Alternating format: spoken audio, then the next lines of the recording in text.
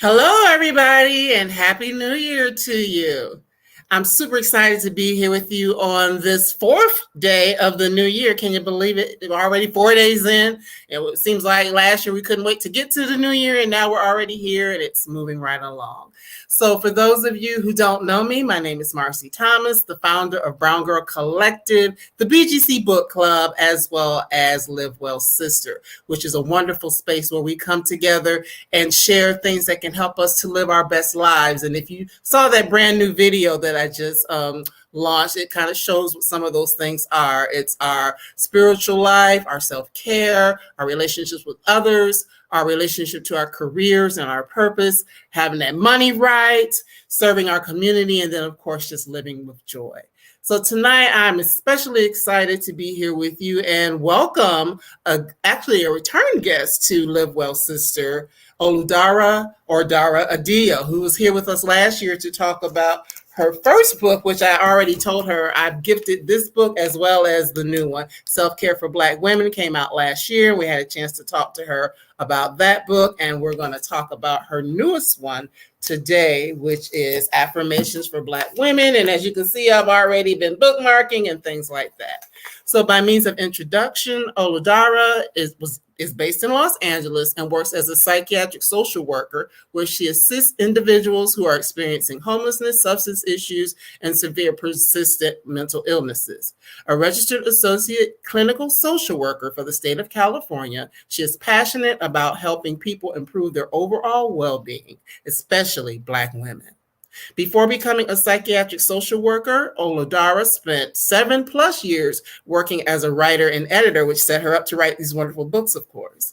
She has been an associate web director at Cosmopolitan and the managing director at XXL. So without any further delay, welcome to the space, Oludara Adeeyo. So welcome back, I should say. Yes, thank you for having me. I'm excited to be here. Yes. So, wow. I just want to, first of all, congratulate you on your latest book. You know, as I mentioned, I've already gifted both of them. So I'm a strong proponent of the things that you talk about and your work. So tell us, for those who may not have had a chance to read the first book, just real briefly tell us about what that one is about, and then also what prompted you to go ahead and write the Affirmations book as well. Yes. Okay. So the first book, Self-Care for Black Women, had over 150 affirmation. Oh, no, sorry. Self-care tips. Sorry. 150. Thank you. 150 self-care tips. And basically each tip, I was targeted either your mind, body, or soul. And it basically just spoke directly to Black women and encouraged them and gave them tips on ways to practically practice self-care. So yes. And the second book, Affirmations for Black Women, is a journal. So Affirmation for Black Women, a journal. It's a journal where I have over 100 affirmations, and each affirmation also comes with a journal prompt. So you can write in the book right as you're reading the affirmation. So right. And I've had a chance to read through it. Of course, it just came out last week. So even though I have all these tabs, obviously I have not worked through all of them yet. But I found the book very powerful because, well, first of all, I'm a firm believer in affirmations just to begin with. Yes. and the fact that these are affirmations that speak specifically to Black women. Where do you find the power in affirmations just in general, and why was it so important for you to create this book for us as Black women? Yes. So Affirmations for Black Women, a journal, felt like a great follow-up to my first book, Self-Care for Black Women, because in the first book, I'm introducing you to self-care. We're talking about ways you can practically start your self-care journey. And then we get to the second book where here's a way that you can actually in action do the things I talked about in the first book. And affirmations are so important because, when you change the way you think, you can really change the way your life looks, the way you behave, the way you move through the world. And especially as Black women, it's very important for us to tackle what's going on in our mind first, because society from when we were children, tells us how to look, what to do, how we should be. And so we begin to ingest these negative narratives about ourselves. And when you have these negative narratives about yourself, you begin to think that you are these negative things. And in order to undo that, undo the learning, undo the trauma, undo all the things you've learned, you need to start with affirmations. Affirmations are a great way to start, and to start speaking positively and speaking life into your own life. And so the journal also there is a great way for you to practice that and work through that and work through your thoughts and get all those things out and make declarations. And so, yeah, I love affirmations. Right. Yes. And actually, just over the last couple of days, I've been spending some time. You know how when coming into the new year, we have all of these resolutions or things we talk about. Oh, I'm going to make sure I clean the house or whatever it is we're going to do going into the new year. And one of the things that I was doing was just going through a bunch of old papers. And I actually found an affirmation that I had written and actually printed out on a piece of paper for myself a while ago, and I'm like, wow, when I went back and read it, it's like it's something that I'm actually walking in now, and I'll just share it. It says, I walk with purpose and create beautiful things in celebration of the women and girls who have walked before, or have walked ahead of me, who are walking alongside me, and who will walk after me. Oh, that's powerful. So it's like, that's what I'm doing. But it was such a blessing to me to see that. And even though I wasn't looking at it every day, may not have even been repeating it every day, it's something that it was embedded in my spirit. And I think that's the importance of having affirmations and what your book does. Exactly. Affirmations, you're basically calling to the God you serve or the universe. Like, you're basically calling out to the world to basically bring all the good things you want to help you move through the world, to help you grow, to help you progress. So a lot of the affirmations in the book are things that, maybe you may not be there right now, but let's call it in. Let's begin, so that eventually maybe you can look back and be like, wow, yes, I am where I want to be. So right now you may not be where you want to be, but you're gonna be where you will be in the future. So. And what I really love is repeating them, saying them verbally is important, because it's like you're hearing your own voice speaking life into you, wherein other people might not have spoken life to you, or still may not be speaking life to you. So that's important. But I really love the fact that with each one, and I'll kind of show what the pages look like. If you can kind of see that, might be kind of hard. Yeah, you can see that. There's an affirmation, and then there are lines, a couple of pages worth of lines, where you can actually write how that particular affirmation resonates with you, or what you may need to do to walk into that space and have it not just be empty words, but be something that you're actually manifesting. And that makes it even more powerful. Because let's face it, we can say, I am, I'm 21. I am 21. I am 21. But you're not going to be 21. Right. Exactly. You said it. But there may be things that you can do that will help you to maintain that youthful exuberance.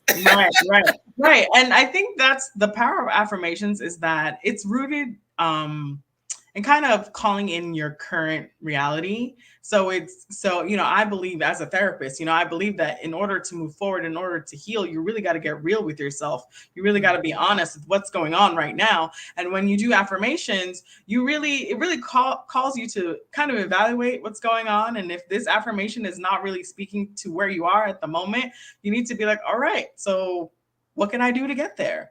Right. And then there are some like affirmations that I feel like are important to speak to maybe your how you may feel about yourself. So, when I was becoming into my own as a woman, in my mid 20s, when I was in grad school for my master's in social work, I definitely had a lot of self-doubt because I had transitioned from one career to another. And so I was very like, I don't know if this is the right path. And then all these things just kept coming up because in my line of work, I work with people and their emotions, and especially grad school, we used to call it therapy on overdrive. So you confront a lot about yourself. And so just all these things kept coming up, and I had affirmations up all the time. I am enough, because, I was scared I'm not going to do well in school. And, I constantly had to look at certain affirmations to really believe these things about myself, and to pull me through the hard times, to pull me through the late nights of my writing my essays and reading books and doing all these things. So affirmations are great because they really ground you in where you are now, and they really motivate you to get to the next step in your life. Absolutely. One of the things that I love is that you have, like, there's one in here about, and it's something that many of us deal with. Even we heard Michelle Obama even talk about imposter syndrome. Ooh, yes. And how to work through that or deal with the fact that you're feeling like you don't belong. Yes. Not feeling like, feeling like you don't belong, which is, I feel like, is a common feeling for Black women. We feel like we don't belong because of racism. Right. The discrimination. The world just makes us feel like we don't belong. And the fact is we do. We are the trendsetters. We are the movers, shakers. Come on, let's be real, So it's really harmful to like the way the world treats Black women and makes you think about yourself. So yes, imposter syndrome, which, to provide some educational context to that, imposter syndrome, it doesn't necessarily always apply to Black people, but because the study that was done on imposter syndrome actually was done on a group of white women. But I think it's an important term because it brings into the conversation of how you just feel like you don't belong into the room you walk into, and how that is a common feeling amongst Black women. So. Not feeling that you belong. Also, you speak to the thing that many of our parents told us, parents and elders, is that you always have to work twice as hard. Oh, yes. You always have to work twice as hard to get, what is it, half as far? That is a conversation so many of us have had. That is a conversation that I have had. I definitely had as a child by my father. And it drills into you hustle culture. Maybe that might be the word I'm thinking of, but like it forces you to think that you have to work hard. Like you're not allowed to just be, you're not allowed to humanize yourself. And a lot of my work, I love to encourage Black women to humanize themselves, because a lot of the pain we go through, it just deals with being dehumanized and not seeing yourself as a person with flaws, who is allowed to have flaws, who is allowed to just go through life, not being perfect. So, and when you feel like you have to work twice as hard to get just get half as far, you begin to think like, I need to be perfect. I need to look a certain way so they don't be racist to me. I need to do XYZ. And fact is, all you need to do is just show up and be you. And learning that and unlearning the damages of racism is very hard. And affirmations really help you process that and get through that. And most importantly, just see yourself as just the wonderful human that you are. Right. Right. And yes, your work ethic is your work ethic. And Yes. it doesn't have to be twice as hard. You're working, No. extra hours and for less pay and all those sorts of things. Right. But, just speaking specifically to Black women in general, but also Black women in spaces where we're not at the center of those spaces. I love the fact that you also bring up things about our hair. Like, I love my hair. I love my skin. I love my body. Things like that are all a part of the affirmations in the book, because it's so easy to think that it should be something other than what it is. Right. And that's also a part of the journey of coming into your own as a Black woman, right? Is beginning to love the way you look, right? Beginning to let go of whatever preconceived thoughts you've had about how your hair should look, how it should be, really, because as we know, the world, everyone tells us like, our hair is not that great. It's not the best, when really our hair is awesome. It is strong. I mean, Right. it is versatile. It can do whatever it wants. Like, Exactly. so it's like our hair is pretty freaking awesome. And it's like, especially for a lot of Black women who may grow up in spaces that are not Black, like me, I can speak from my own experience growing up in white spaces. I had a relaxer for a very long time, which if you choose to get a relaxer, that is your own choice. Right. But I guess the point is that my hair was relaxed from childhood for a purpose to fit in to, especially because I was a cheerleader growing up. And when you're doing these group sports and your hair has to look a certain way, you've got to put a relaxer in it. And so I didn't go natural until I was 28 or 27. And so that was a journey, right? It was a journey of learning my hair. It was a journey of falling in love with it, of how short it may look or how long it can get and how the shrinkage is real. And, right.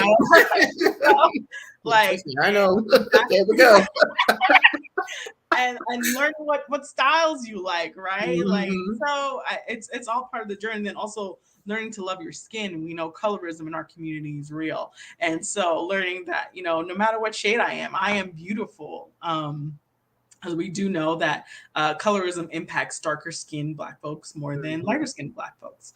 And so it's just, and also with the body as well, it's like, I grew up shaped differently. And so when you're different growing up, like a lot of Black girls are, you think you're wrong. You think you're bad. Your body is bad.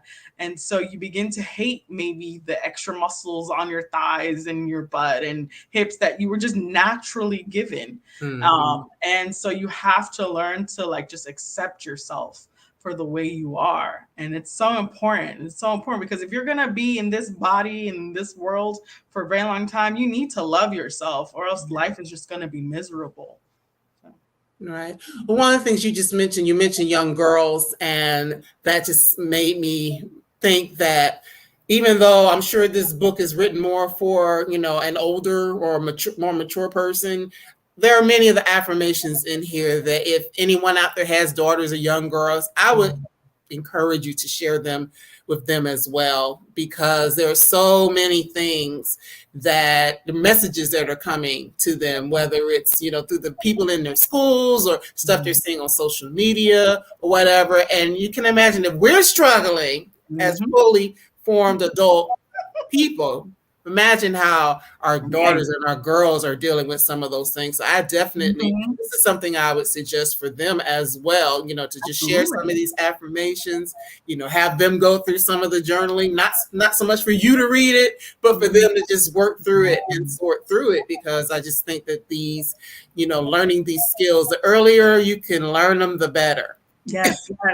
Everything you're saying is so true, because I feel like if, I'm sure you may agree, like if I had gone through this process, this learning to love myself process a little bit earlier, life might look a little bit different for me. Like I might have not spent so many years hating certain things about me. And yes, if you have a young Black girl, woman, like give her the book, because so she can begin the process of truly loving herself. And as also, as I mentioned to you, I shared it with some of the elder women in my Mhm. family because the same thing. It's like they didn't have these sorts of tools when they Yes. were coming up and they were coming through. And, it Mhm. was whatever mama or big mama or, whoever taught them or what society was teaching them. And they didn't necessarily get these types of messages. And, Mhm. it may play out in some of the choices and things that they made, but it's never too late to start the healing process. Never too early, Mhm. never too late. Never too early. Yes. Yes. Yes. Exactly. That is it. It's never too early or too late to start the healing process. Right. Yeah. One of the other things that I love about the book is that you speak to relationships, friendships, as well as romantic relationships. Yes. So just let's start with friendships. Yes. Well, I believe in friendships. I believe in community. Community is a part of healing.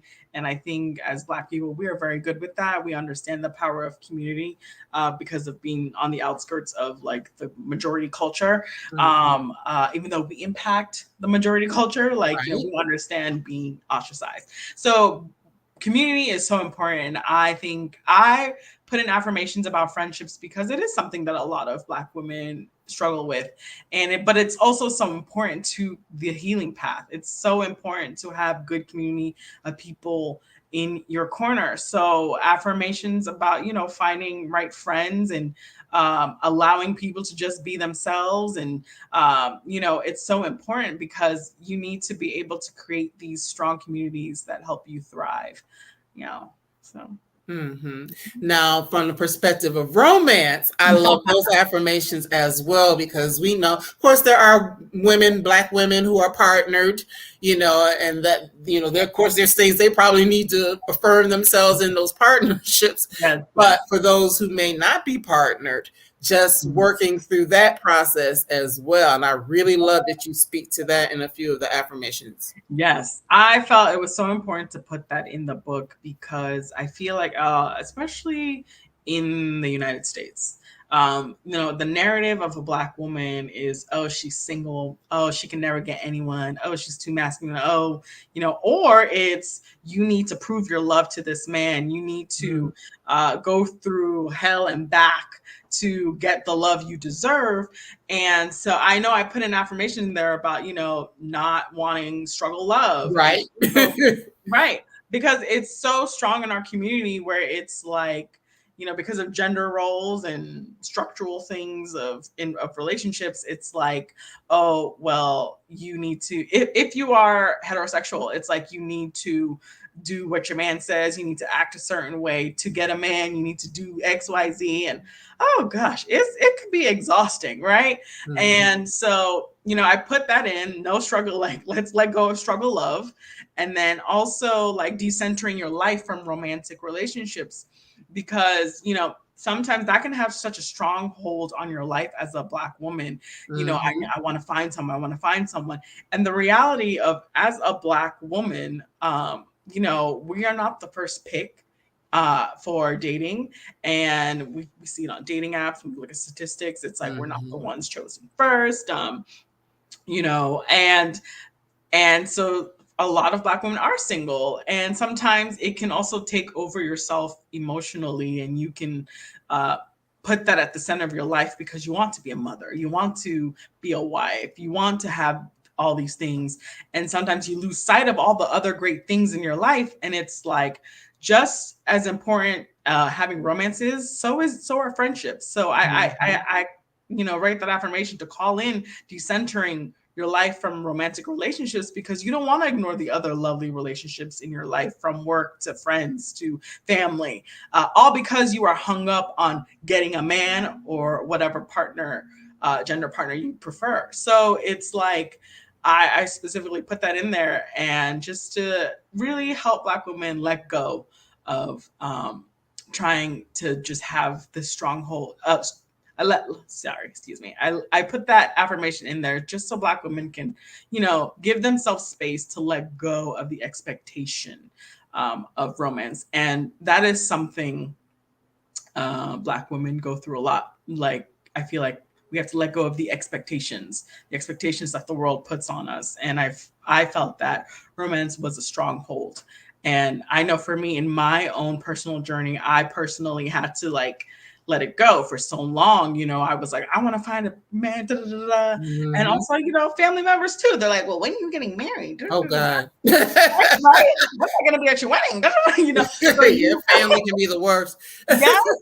So you almost become obsessed, and you also begin to, and when you become obsessed and desperate, you begin to make moves that are not true to you.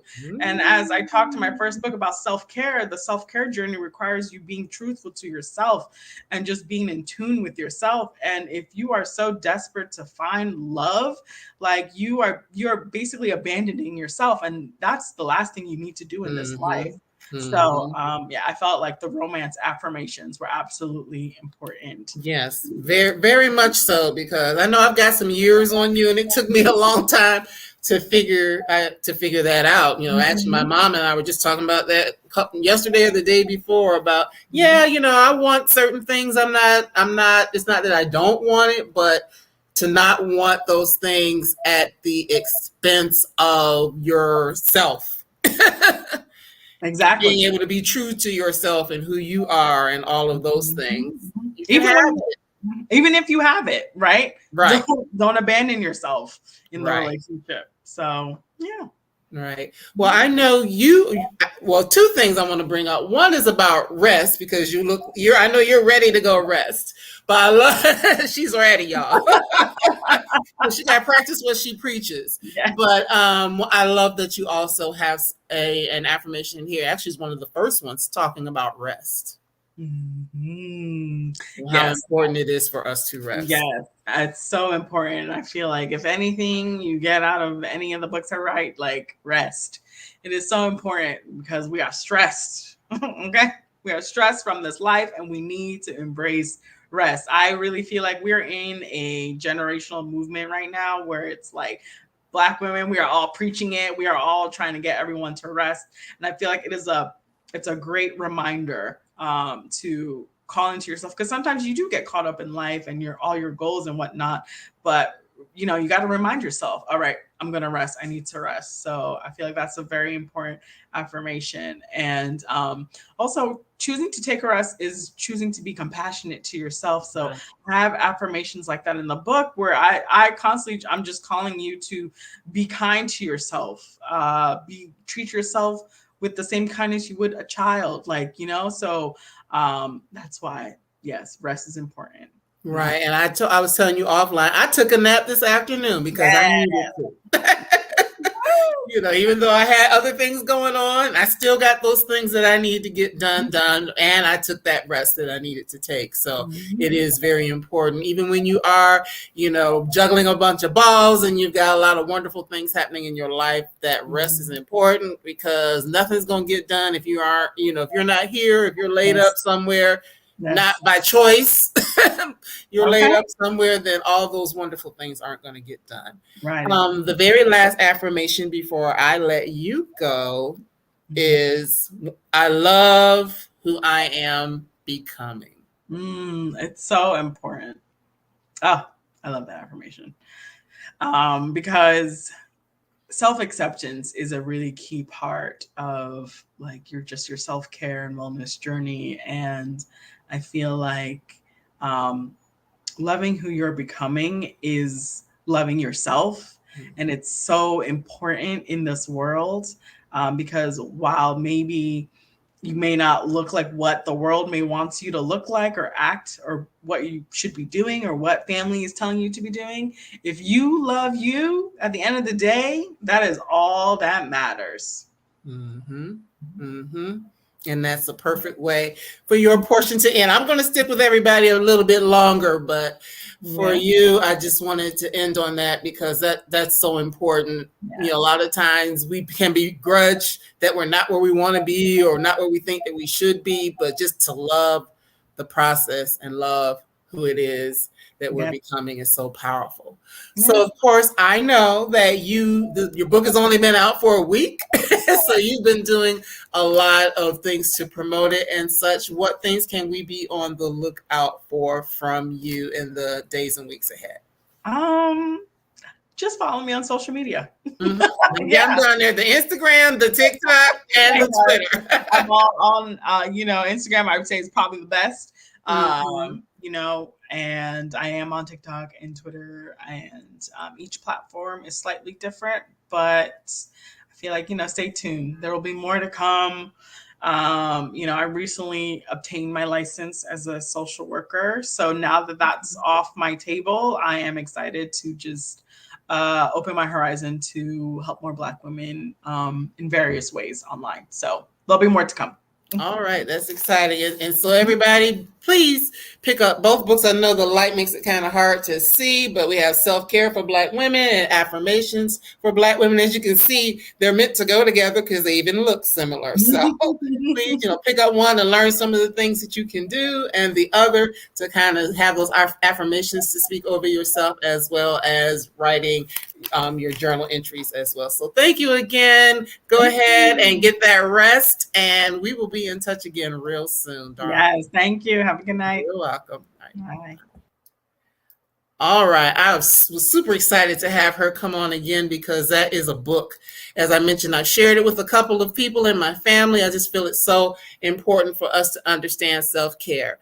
And before I go, I just wanted to also let you know, for those of you who are new in this space or returning to this space, that Live Well Sister is a place where I really want us to come together and have these types of conversations, because so many times we are busy, we're out here, we're ripping and running and got a lot of things going on, but we're not always making sure that we are truly living well in the ways that are important, whether it be our spiritual life, whatever your spiritual power is, having that time to commune with spirit, whether it is things like self-care or taking time to journal, or cooking good meals, good and healthy meals for yourself, whatever those things may be that are all about the self, getting therapy, all those things that play into who you are as an individual. And then your relationships, whether it be as a mother or auntie, we got a lot of rich aunties out here, a wife, a daughter, whatever those relationships are, making sure that we are healthy within our relationships, not just always giving, doing, but also making sure that the relationships we have are reciprocal. After that, walking in our purpose, having the careers that we want, not always just doing the things that we have to do, but being able to sometimes do the things that we want to do as well in terms of our purpose, whether it's the thing that you get paid for or the thing that you're doing on the side. Just be able to have some time to fulfill that God-given purpose.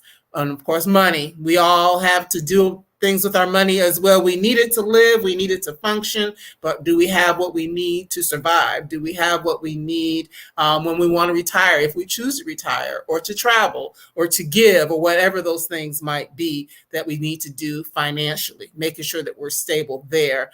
And then, of course, giving back to the community. We do that so naturally, whether it's serving in our churches or getting out and doing different programs with our sororities or on our own. We give a lot and serving, but that service is important because it's what it says, better to give than it is to receive. So it is good to be able to serve others. And last but not least, let's just have some fun. Let's have joy. Joy is at a premium. Black girl joy, Black boy joy, Black people joy is at a premium. It's so important. There are so many things in this world that would keep us from living in joy and walking in joy and experiencing joy. And in this space, we want to talk about all of those things. So as we move forward, be on the lookout for different people, just like Oludara was here today. There will be others that will come in over the course of the week. Oh, somebody's retiring this year. You better go, girl. You better go. Hallelujah. I know you're shouting with me. I'm going to shout with you, getting ready to retire. But yeah, it's just so important that, we have people that come in, because at the beginning of the year, as I mentioned at the top of the show, a lot of times people are making all of these resolutions, and sometimes, it's good for a couple of weeks, maybe a month, and then we kind of fall off. So by having this space where we bring people in to talk about things that we might be thinking about or trying to work through, have specialists come in, is a way for us to be able to not just talk the talk, but also be able to walk the walk towards living well. So with that being said, I just want to share with you for next week.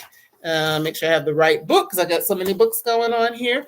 We will have The Sugar Jar by Yasmin Cheyenne. It's create boundaries, embrace self-healing, and enjoy the sweet things in life. So she will be up next week for us to talk about those things. And, you know, for those who follow or watch my platforms, you know, I always got some things cooking. So I've got some great things cooking all through this first quarter of the year and beyond. So if you enjoy what you see here in this platform or on this platform for Live Well Sister, please share it with others. If you know of any good people that are specialists, you know, feel free to reach out to me and, you know, perhaps we can get them on. Let me put up my spot right quick where you can send things to me. If you are a specialist in any of the areas that I mentioned, or if you know of one, please feel free to contact me so we could look at getting some of those people into this space. So before I go, I just want to wish you all a wonderful, happy 2023. And I look forward to sharing more with you as the year moves ahead. So everyone have a good night, and we'll see you next week. Bye-bye.